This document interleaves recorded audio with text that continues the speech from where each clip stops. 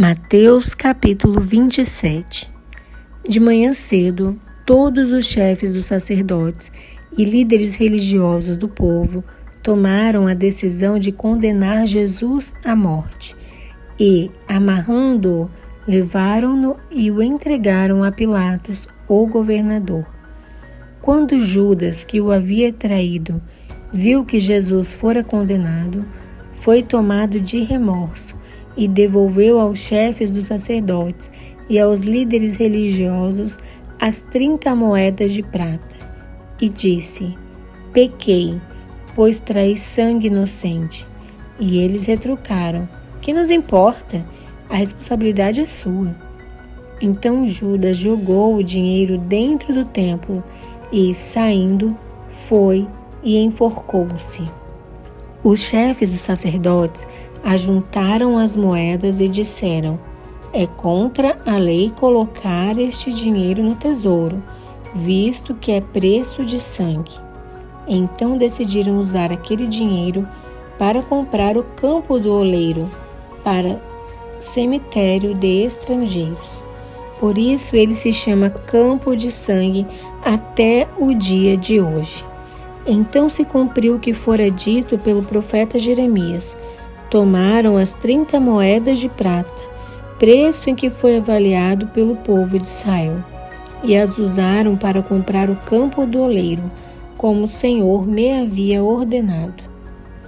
Jesus foi posto diante do governador, e este lhe perguntou: você é o rei dos judeus? Respondeu-lhe Jesus: tu o dizes. Acusado pelos chefes dos sacerdotes e pelos líderes religiosos, ele nada respondeu. Então Pilatos lhe perguntou: você não ouve a acusação que eles estão fazendo contra você? Mas Jesus não lhe respondeu nenhuma palavra, de modo que o governador ficou muito impressionado. Por ocasião da festa, era costume do governador soltar um prisioneiro escolhido pela multidão. Eles tinham naquela ocasião um prisioneiro muito conhecido chamado Barrabás. Pilatos perguntou à multidão que ali se havia reunido: qual destes vocês querem que lhe solte? Barrabás ou Jesus, chamado Cristo? Porque sabia que o haviam entregado por inveja. Estando Pilatos sentado no tribunal, sua mulher lhe enviou esta mensagem: não se envolva com este inocente, porque hoje, em sonho, sofri muito por causa dele.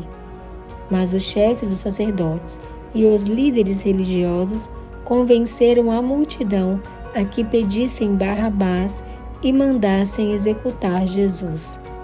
Então perguntou o governador: qual dos dois vocês querem que eu lhe solte? Responderam eles: Barrabás. Perguntou Pilatos: que farei então com Jesus, chamado Cristo? Todos responderam: crucifica-o. Por quê? Que crime ele cometeu? Perguntou Pilatos. Mas eles gritavam ainda mais: crucifica-o.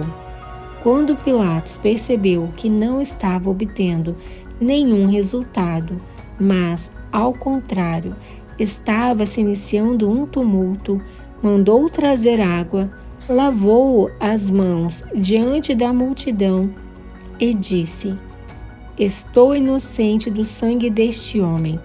A responsabilidade é de vocês. Todo o povo respondeu: que o sangue dele caia sobre nós e sobre nossos filhos.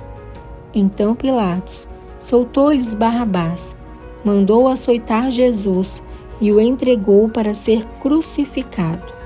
Então os soldados do governador levaram Jesus ao pretório e reuniram toda a tropa ao seu redor.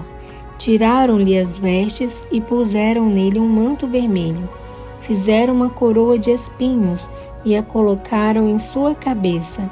Puseram uma vara em sua mão direita e, ajoelhando-se diante dele, zombavam: salve, rei dos judeus!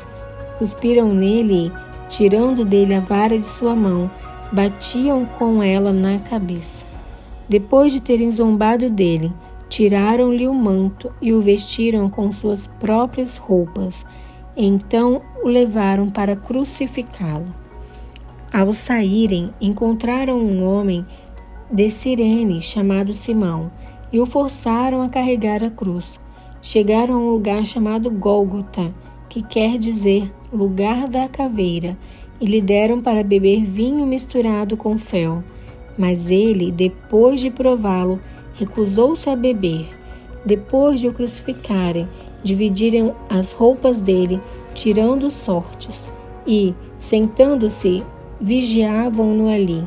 Por cima de sua cabeça, colocaram por escrito a acusação feita contra ele: Este é Jesus, o Rei dos Judeus. 2 ladrões foram crucificados com ele, um à sua direita e outro à sua esquerda.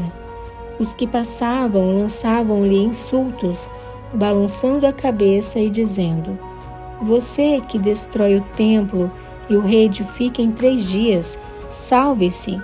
Desça da cruz, se é filho de Deus.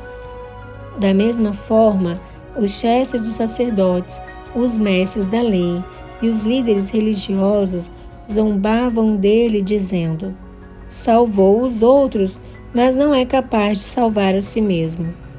E é o Rei de Israel. Desça agora da cruz e creremos nele. Ele confiou em Deus.